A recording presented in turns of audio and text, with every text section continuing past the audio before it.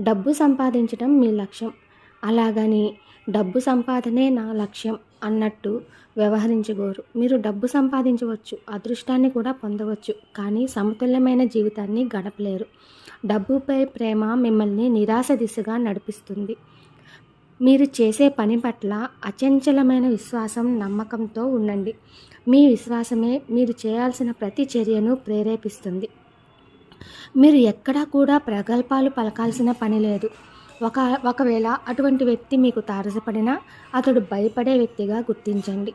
మీరు చేసే ప్రతి పనిలోనూ విశ్వాసంతో ముందుకెళ్ళి ఆ విశ్వాసాన్ని అనుభూతి చెందండి.